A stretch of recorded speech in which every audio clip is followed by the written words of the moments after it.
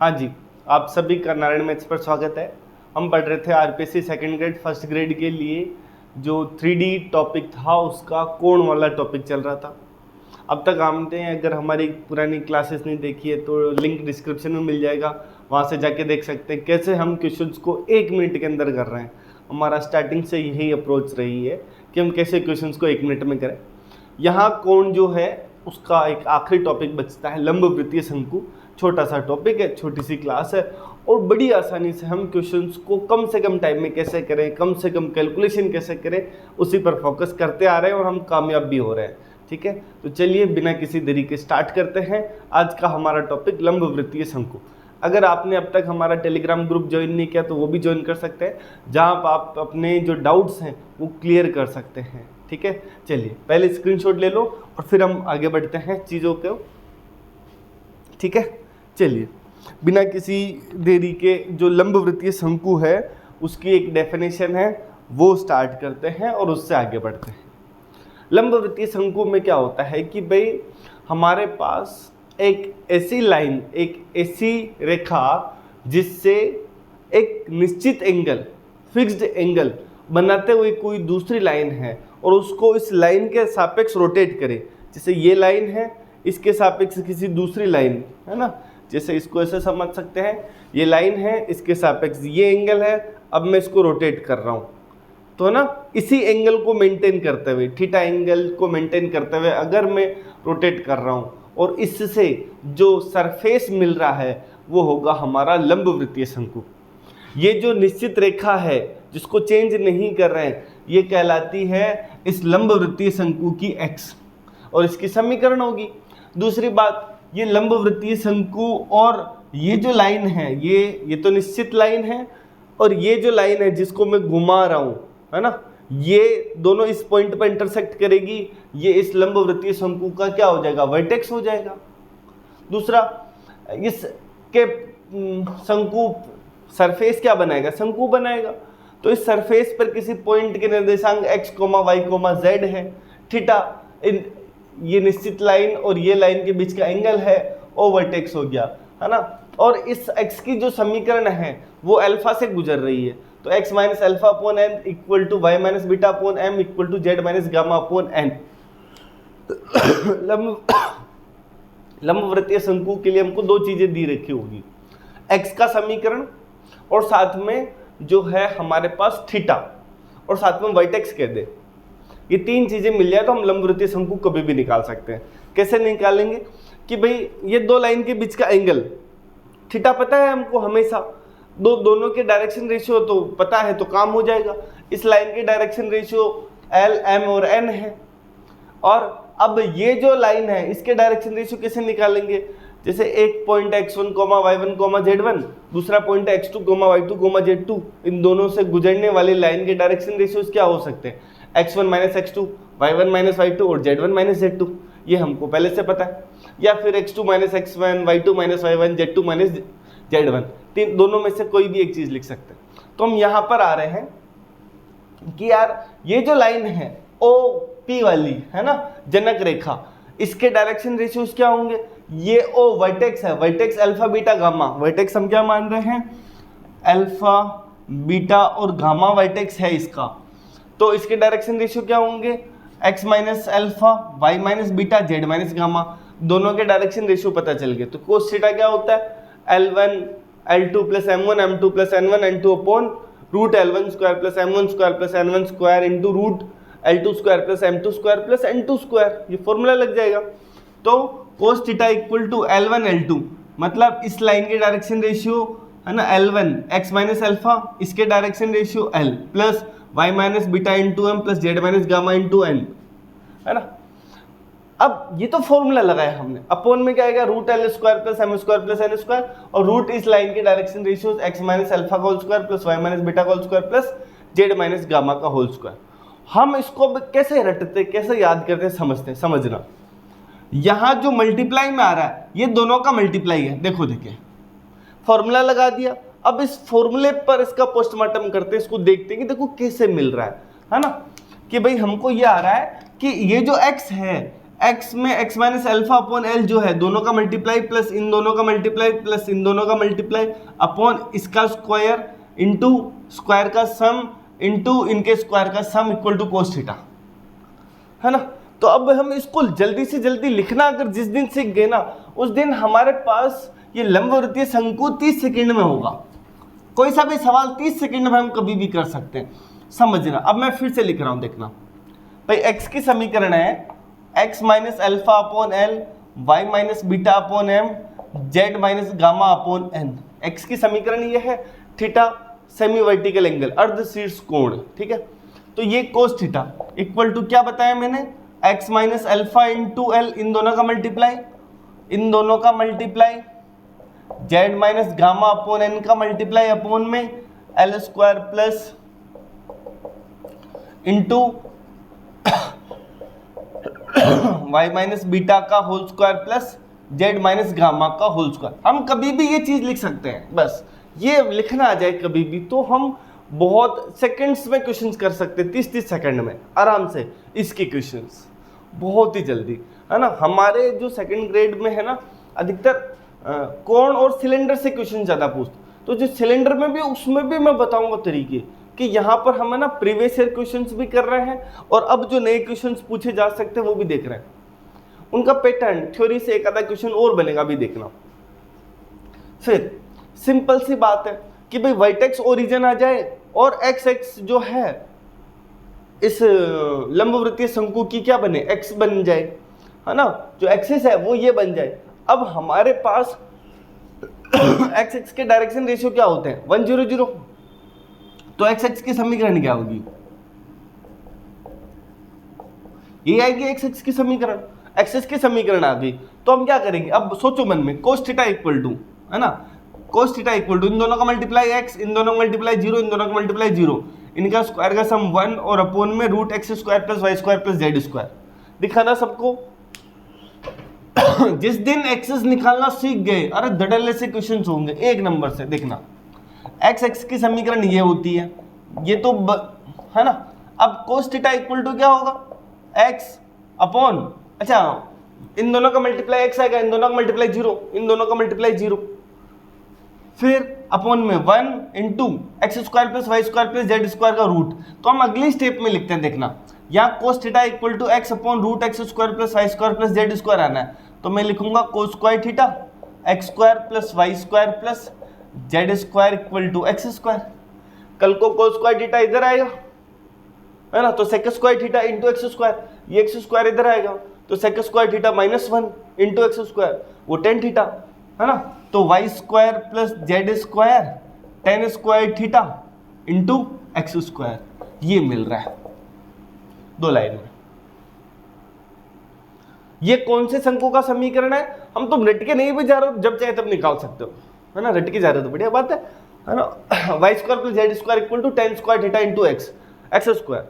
अच्छा सर, तो इसका मतलब ये एक्स एक्स की जगह वाई एक्सिस होता तो सिंपल सा दिमाग लगाओ,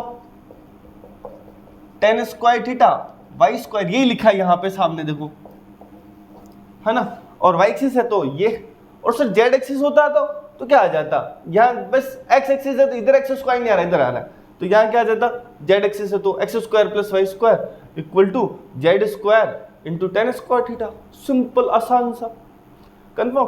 कभी भी कुछ भी देते हैं हमको उससे घबराना नहीं, हमको तो दिमाग में ही रखना है कोस थीटा इक्वल टू जो एक्सेस दे रखी है, तो एक्सेस है ना में जो X minus alpha upon L है दोनों का multiply plus Y minus beta upon M है दोनों का multiply plus Z minus gamma upon N दोनों का मल्टीप्लाई अपॉन में रूट, है ना, स्क्वायर का सम दोनों का। बस ये ध्यान रहे अपने को, बाकी काम हो जाएगा, सच में बहुत आसान है। ठीक है, चलिए आगे बढ़ते हैं क्वेश्चंस पर। इतनी एक इंपॉर्टेंट चीज है, देखना, लंबवृत्तीय शंकु जिसके 3 परस्पर लंबवत जनक रेखाएं हो, है ना, 3 परस्पर लंबवत जनक रेखाएं हैं, तो इसका मतलब क्या है, अगर कोई कोण के समीकरण है X square plus B Y square plus C Z square plus 2f Y Z plus 2g Z X plus 2h X Y equal to 0, और इसमें जो अगर है हमारे पास में 3 परस्पर लंबवत जनक रेखाएं कब होगी, जब a plus B plus C equal to 0, तो ये लंबवृत्तीय शंकु की समीकरण रही। इसमें a plus B plus C equal to 0, तो a जो है टेन स्क्वायर थीटा बी, अच्छा इसको ऐसे लिखो X square tan square theta minus Y square minus Z square equal to 0, तो -1 इक्वल टू 0, तो टेन थीटा इक्वल टू 2 √2, तो टेन इनवर्स √2, ये अर्धशीर्ष कोण आ जाएगा। ठीक है, तो ये क्वेश्चंस में बहुत बार पूछा गया कि भाई लंबवृत्तीय शंकु के पास 3 परस्पर लंबवत जनक रेखाएं हैं, 3 म्यूचुअली परपेंडिकुलर जनरेटिंग लाइंस हैं, तो क्या होगा कि उसके जो सेमी वर्टिकल एंगल है वो क्या होगा, टेन इनवर्स √2। कई बार याद कर लेते हैं, ये बहुत बार पूछा गया। ये थोड़ा कम बार पूछा गया कि उसके पास 3 म्यूचुअली परपेंडिकुलर टेंजेंट प्लेन हो, टेंजेंट प्लेन स्पर्श तल, उसके लिए आता है कोट इनवर्स √2। क्या आता है, कोट इनवर्स √2। अच्छा, एक सवाल पूछा था पिछली वाली क्लास में किसी ने, सर कि हमारे पास अगर ये इक्वेशन हो, है ना, मैं सीधा बताता हूं कि sir X square plus B Y square plus C Z square equal to 0 समीकरण है, तो सर इसमें जो है हमारे पास इसका जो रेसिप्रोकल कोण है उसकी समीकरण क्या होगी सर, है ना, उसके समीकरण क्या होगी। तो हमने क्या देखा कि भाई यहां निकालो ए बी सी 0 0 0 0 0 0, यही तो capital A equal to B C, capital B equal to A C और capital C equal to A B, है ना। अच्छा, और ये H G F 0 H G F 0, तो वहां से क्या आएगा कि जो कैपिटल एच कैपिटल जी और कैपिटल जो है ना हमारे, वो तीनों ही 0 आ जाएंगे। तो इसका मतलब इसका जो बनने वाला है A X square plus B Y square plus C Z square equal to 0, उसका जो ए है B C X square plus A C Y square plus A B Z square equal to 0, है ना। ए बी सी का आप divide लगाओ यहां से, तो एक्स स्क्वायर अपॉन ए, है ना। तो ये जो टाइप की समीकरण है इसका रेसिप्रोकल कोण ये होता है, सिंपल सी बात है। ठीक है, कमेंट करके किसी ने पूछा था तो वो आप ये देख लेना। ठीक है, कि भाई X square plus B Y square plus C Z square equal to 0 और X square upon A plus Y square upon B plus Z square upon C equal to 0 आ जाएगा। तो इसका रेसिप्रोकल क्या होगा, है ना, इसका रेसिप्रोकल क्या होगा कि भाई अपोन में तो यही आएगा, इक्वल टू इसके अपोन कर दो टेन स्क्वायर का अपोन, है ना, 1/10 स्क्वायर क्या आएगा, कोट स्क्वायर थीटा, तो X square coat square theta. अब इसके पास 3 म्यूचुअली परपेंडिकुलर टेंजेंट प्लेन कब होंगे इस कोण के पास, जब इसके पास क्या हो, है ना, a plus B plus C equal to 0, तो वहां से कोट इनवर्स √2 मिल जाएगा, सेमी वर्टिकल एंगल। अच्छा, एक चीज और मैं बता दूं, एक नया क्वेश्चन अभी अभी ताजा दिमाग में इसी को देख के, है ना। पहला तो यही है कि भाई ये देखे इसका रेसिप्रोकल कौन पूछ ले, ये होगा कंफर्म, है ना। अब दूसरी चीज, एक और सवाल अभी ताजा दिमाग में आया तो मैं लिखता हूं, बिल्कुल, है ना। हम चाहते हैं क्लास जब भी आए क्वालिटी वाली आए, बहुत अच्छी वाली, है ना। मतलब वर्क की वजह से क्या होता है कि पूरा हेक्टिक रहता है, तो मैं चाहता हूं कि मैं फ्री माइंड से बनाऊं क्लास जब भी रिकॉर्ड करूं, ताकि वो क्लास में कुछ दम हो, ऐसी चीजें हो कि भले तुम आधा घंटा दो उसको, 40 मिनट जो भी क्लास बन के आ रही है, उस क्लास में तुमको देख के मजा आ जाए बस, कि सर ये जिसने पढ़ रखा है, हमारी क्लासेस अधिकतर उन्हीं के लिए, अभी के लिए हेल्पफुल उन्हीं के लिए ज़्यादा है, ताकि हम बहुत कम टाइम में रिवीजन भी हो और साथ के साथ हमको नए तरीके भी सीखने को मिलेंगे, यार इसको ऐसे कर सकते हैं, है ना। बस नया क्वेश्चन देखना, कह रहे हैं कि ये कोण है A X square plus B Y square plus C Z square equal to 0 के 3 परस्पर लंबवत स्पर्श तल होंगे यदि पहला a plus B plus C equal to 0, अब तक नहीं पूछा है, 1/a plus 1/b plus 1/c equal to 0। मैंने बताया नहीं बताया, मुझे याद नहीं आ रहा है ना, मैंने पुरानी क्लास में बता दिया हो तो भी मुझे नहीं पता। हाँ, मैं नहीं देखता क्लासेस अपनी, कभी भी नहीं, जो रिकॉर्ड किया वो अपलोड कर दिया बस, ठीक है। तो अगर पुरानी क्लास में बता दिया हो तो इसको आगे बढ़ा लेना, नहीं बताया तो अभी देख लेना, a plus B plus C equal to 1 और वही 1/a plus 1/b plus 1/c equal to 1। हाँ, अभी हमने कहा कि भाई तीन परस्पर स्पर्श तल होने के लिए क्या कंडीशन है कि उसके लिए जो रेसिप्रोकल कोण है उसके पास तीन परस्पर लंबवत जनक रेखाएं हो। तो इसका रेसिप्रोकल कोण क्या आ रहा है? और इसके पास तीन परस्पर लंबवत जनक रेखाएं कब होगी? जब 1/a plus 1/b plus 1/c equal to क्या आ जाए? 0 आ जाए। तो कौन सा ऑप्शन है? सेकंड ऑप्शन है। कभी भी पूछा जा सकता है, ठीक है। उससे हमारा एक नया क्वेश्चन बन गया। चलिए आगे बढ़ते हैं। हम ये मैंने बता दिया है ना, उससे कोट है ना, ये देखे कभी भी पूछ ले कि भाई इसका रेसिप्रोकल कोण क्या होगा। भाई 1 का अपॉन में 1 तो कोई दिक्कत ही नहीं है, तो Y square plus Z square equal to X square 1/tan square theta मतलब कोट स्क्वायर थीटा। ये इस कोण का रेसिप्रोकल कोण है। इस कोण का रेसिप्रोकल कोण तुम खुद बना सकते हो अब तो, कभी भी। आगे बढ़े। हाँ, जो क्लास पूरी देखेगा उसको बहुत बेनिफिट मिलेगा एग्जाम में। हमने अब तक जो जो टॉपिक किए हैं और तुमने वो सब कर लिए हैं अभी तक, साथ के साथ पढ़ते जा रहे हो, तो सच बता दूं हमारा ये 5वां टॉपिक है। 35 क्वेश्चंस जो पूछे जाने हैं ना, तुम उन लोगों में से होंगे कि इन 35 में से कम 32-33 क्वेश्चंस कर पाओगे अगर किसी ने ढंग से देखा है तो। सच बता रहा हूँ। और उन मेथड्स को अडॉप्ट किया है तो उनको पक्का यही मिल जाएगा। और हम कोशिश करेंगे कि मई एंड तक हम 70 के 70 क्वेश्चंस में से हम 60 से 65 क्वेश्चंस लगा पाए। बस साथ के साथ बने रहना, ठीक है। चलिए आगे बढ़ते हैं। ये है, अब तुम खुद बताओ भाई, सेम जिसका वर्टेक्स 0 है, एक्सिस ये है और एडजेसेंट कोण है 45। अब समझना, cos 45 मतलब 1/√2 है ना, इक्वल टू इनका मल्टीप्लाई, तो x/1 equal to y/1 equal मतलब x plus Y plus Z upon, अब समझना यहां से अपॉन में क्या आएगा, 1/1 तो √3 और अपॉन में इनका square x square plus Y square plus Z square, ठीक है।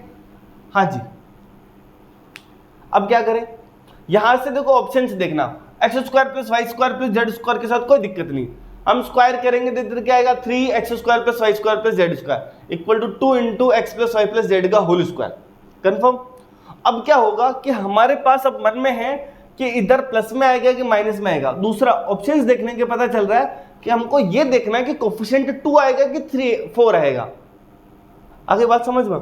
तो अगर मैं इधर से ये मल्टीप्लाई करूंगा, इधर 2 इंटू समथिंग का होल स्क्वायर खोलेंगे तो 2xy बनेगा। 2xy जब इस 2 से मल्टीप्लाई होगा तो 4xy बन जाएगा। और इधर से ये इधर आ रहा है तो 3x स्क्वायर बनेगा, और ये 2 होल स्क्वायर खोलेंगे तो 2x स्क्वायर, उधर ले जाएंगे तो x स्क्वायर बचेगा, इधर ले जाएंगे तो -4xy आएगा। इसका मतलब कौन सा ऑप्शन है, -4 वाला, पहला ऑप्शन। बस ऐसे हमको कैलकुलेट करना है चीजों को, हमको अन्यथा नहीं लिखनी है। मैंने ये चीज लिखी, उसके बाद मन में सोचा इधर से 3x स्क्वायर बनेगा, 2 मल्टीप्लाई होगा तो 2x स्क्वायर बनेगा, उधर जाएगा तो अपने आप ये टर्म तो आ ही रही है। दूसरी बात कि भाई यहाँ होल स्क्वायर खोलेंगे तो 2xy, पर बाहर ये √2 की वजह से 2 मल्टीप्लाई में होगा, है ना, √2 का स्क्वायर करेंगे 2 मल्टीप्लाई में आ जाएगा, तो 2 और 2 4, उधर जाएंगे तो -4 में। तो इसका मतलब यही ऑप्शन है। आ गया समझ में? आगे बढ़ता हूं, सिंपल सा 30 सेकेंड में होने वाला सवाल है, कोई बड़ी बात नहीं है। अगला, एक शीर्ष मूल बिंदु है, अर्धशीर्ष कोण 30 डिग्री है, ठीक है ना, और क्या कह रहा है, जेड एक्सिस वाले लंबवृत्तीय शंकु का समीकरण। अब जेड एक्सिस वाला हमने क्या कहा, X square plus Y square equal to, हाँ मैं घुमाया सवाल को, सिर्फ घुमाया, कुछ भी नहीं किया। वो कह रहा है X square plus B Y square plus C Z square equal to 0, ऐसे लंबवृत्तीय शंकु का समीकरण है जिसका वर्टेक्स ओरिजिन है और एक्सिस है जेड एक्सिस, और सेमी वर्टिकल एंगल है कितना, 30 डिग्री। आई मीन कह रहा है मजे लेने के लिए, हमको तो पता है जेड एक्सिस है तो X square plus Y square equal to Z square into tan square theta. अब tan स्क्वायर थीटा में थीटा 30 डिग्री है, तो tan 30 कितना होगा, tan 30 होगा 1/√3, यही होगा ना, tan 30 1/√3, तो जेड स्क्वायर अपॉन 3 उधर तो ए बी सी मिल गए, वो कह रहा है B plus C upon A, ठीक है, A one B one C one upon three, तो B one minus one upon three upon one equal to कितना आएगा, सॉल्व करेंगे तो 2/3 आंसर। कितना सेकंड का काम है, कितना आसान सवाल पूछ रहा है। और ये वही सवाल है जो नए सवाल हैं, वो पता नहीं क्या पूछ रहा है, बहुत आसान चीजें पूछ रहा है, सच कह रहा हूँ। बहुत, जिसको कॉन्सेप्ट पता है, सारी चीजें पता है, 30 सेकंड का सवाल नहीं है ये, बिल्कुल सिंपल सा सवाल है। आगे बढ़े। अच्छा वो क्या कह रहा है, एक राइट, मैंने अच्छा आरसीसी से लिख दिया, राइट सर्कुलर कोन को मैं आरसीसी से यहाँ लिख रहे हैं ना, ठीक है, जिसका शीर्ष 0 है, ओरिजिन है, एक्स जो है एक्स एक्सिस है, और अर्ध शीर्ष कोण है π/3, है ना, π/3, ठीक है। अब क्या फर्क आएगा आप बताओ, एक्स एक्सिस है तो Y square plus Z square आना है ना, तो ये दोनों ऑप्शंस तो खत्म है, ये दोनों ऑप्शंस तो गए ना, ये दोनों बचे, ठीक है। अब जो है वो π/3 कह रहा है, π/3 पर tan थीटा कितना होता है, √3, तो इक्वेशन क्या है हमारी, X square plus Y square equal to, X axis है ना, नहीं मैं उल्टा लिख दिया, Y square plus Z square equal to X square into ten square π/3, हाँ 10 π/3 √3, तो मतलब 3। कौन सा ऑप्शन, पहला ऑप्शन। ये एग्जाम के क्वेश्चंस है, सिंपल से। अब नए क्वेश्चंस क्या हो सकते हैं उन पर चर्चा करते हैं अपन, और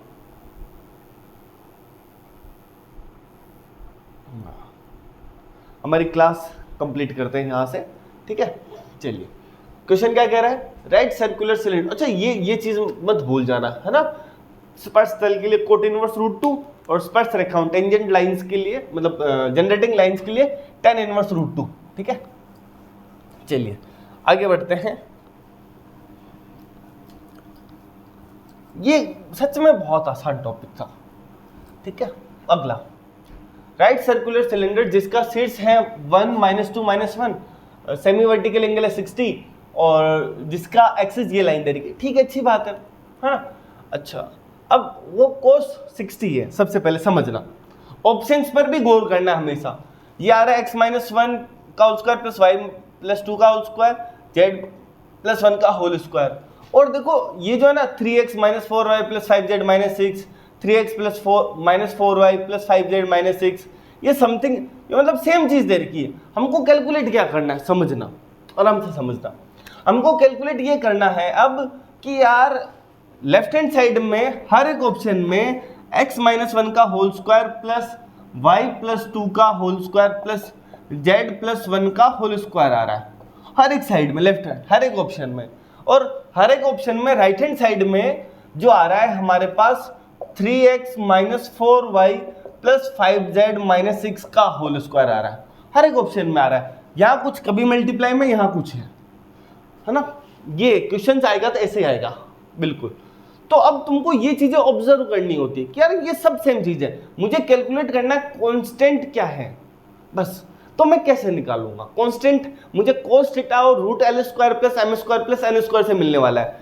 cos थीटा में इक्वेशन में cos थीटा 60 डिग्री है, मतलब 1/2, तो cos थीटा 1/2 मतलब 1/4, स्क्वायर करेंगे ना, इधर होल स्क्वायर आएगा, अपॉन में √L² + m² + n² का होल स्क्वायर आने वाला है, तो ये कितना होगा 16 + 16 + 25, हाँ बस ये कैलकुलेट करना है अपने को। तो यहां से कितना हो जाएगा, ओ नो, इतना गलत कैसे आ गया, ये 4 है क्या,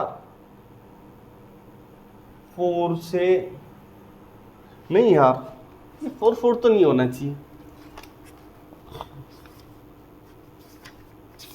बाकी आंसर नहीं आएगा।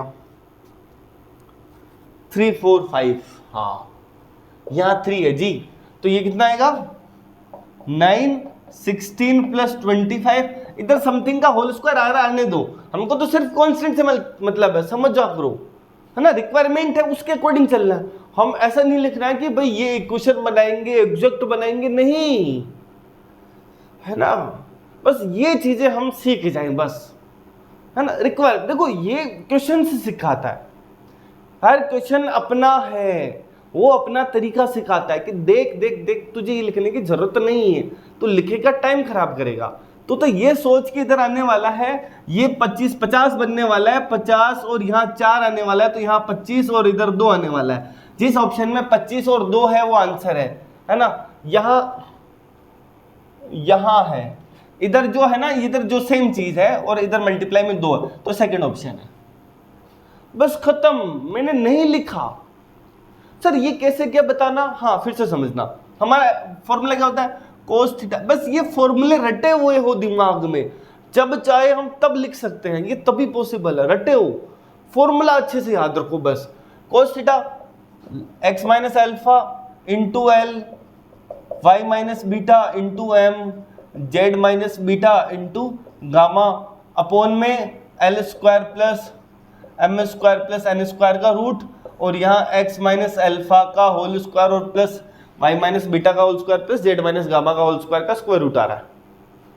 अब जो है यहाँ से देखो, हमको कांस्टेंट यहाँ से ये इसका अब होल स्क्वायर करेंगे, यहाँ स्क्वायर रूट हट जाएगा, तो हमको कांस्टेंट कहाँ से मिलेगा, यहाँ से और यहाँ से बस, और वो दे रखा है ना। बहुत आसान चीजें, बहुत आसान, बस हम कैलकुलेट से बचना चाहते हैं। सेम चीज ये, सेम चीज में ये है, क्या है, वही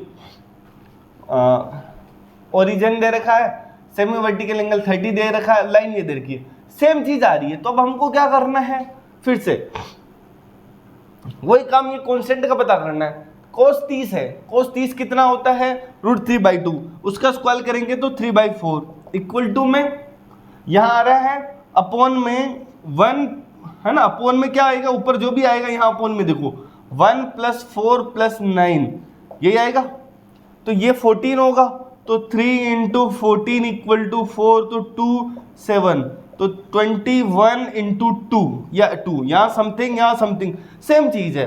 तो 21 और 2 किस में है, थर्ड ऑप्शन में, खत्म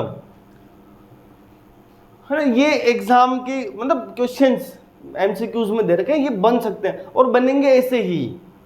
हमको ऑब्जर्व करना है कि सेम चीज दे रखी है, अच्छा कांस्टेंट ही निकालने हैं, मतलब हमको ये चीज ही कैलकुलेट करनी, हमारा सवाल हो जाएगा। ठीक है, आगे बढ़ते हैं। और एक आखिरी सवाल जो अब तक कभी नहीं पूछा गया है, अब पूछा जा सकता है।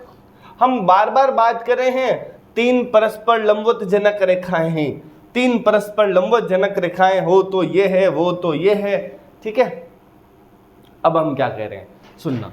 ये एक जनक रेखा है इस शंकु की, जनरेटिंग लाइन है इस कोण की, और कह रहे हैं कि भाई इसके पास, कोण के पास 3 म्यूचुअली परपेंडिकुलर जनरेटिंग लाइंस है। क्यों है, क्योंकि a + b + c = 0 आ रहा है। अब हम ये कह रहे हैं कि इसके पास है तो सही, अब तुम बताओ बाकी की 2 कौन सी होगी, पहला सवाल है ना। एग्जाम में ये पूछेगा बाकी की 2 बताओ, तो सर हम कैसे निकालेंगे, हम क्या करेंगे, हम कैलकुलेट करेंगे, हम क्या करने वाला है समझना। मैंने स्टार्टिंग जब कोण स्टार्ट किया था तो मैंने ये बताया था कि अगर मेरे पास कोण की समीकरण ये है,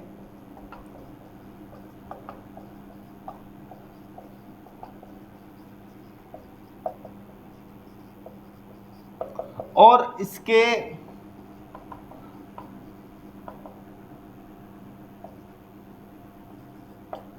जनरेटिंग लाइन ये है, तो ये जो एलिमेंट है ना इसको सेटिस्फाई करेंगे। तो हम कह रहे हैं जनक रेखा है ना, जनरेटिंग लाइन जनक रेखा है, तो ये एलिमेंट इसको सेटिस्फाई करेंगे, मतलब एक्स वाई जेड की जगह एलिमेंट लिखे तो काम हो जाएगा। तो उसी कॉन्सेप्ट को यहां काम में लेंगे, जो ऑप्शंस दिए हुए होंगे हमको, हम क्या करेंगे, पहली बात ये लाइन ये लाइन ये लाइन तीनों आपस में परपेंडिकुलर होनी चाहिए, जो परपेंडिकुलर नहीं है वो ऑप्शन नहीं है। दूसरी बात, सर जो भी ऑप्शन दे रखा सब परपेंडिकुलर है, ठीक है, ये जनक रेखा ये भी जनक रेखा है, बस तो एलिमेंट 1 - 1, तो सबकी जगह x की जगह 1, y की जगह 1, z की जगह -1 पुट करो और उसमें पुट करो, सेटिस्फाई करना चाहिए, करेगा कि नहीं करेगा देखते हैं। x की जगह 1, y की जगह y और z, तो इसकी जगह -5, इसकी जगह +8 और ये -3, तो सेटिस्फाई कर रहा है। सेम चीज ये भी संतुष्ट करेगी, है ना, ये तो कर ही रही होगी। तो जो ऑप्शंस दिए होंगे वो सेटिस्फाई कर रहे होंगे, और आपस में लंबवत कब होते 2 line, L1 L2 + M1 M2 + N1 N2 = 0, बस खत्म, है ना। तो ये हमारे पास बेसिक्स नॉलेज हो तो हम बहुत सारी चीज़ें कर सकते हैं।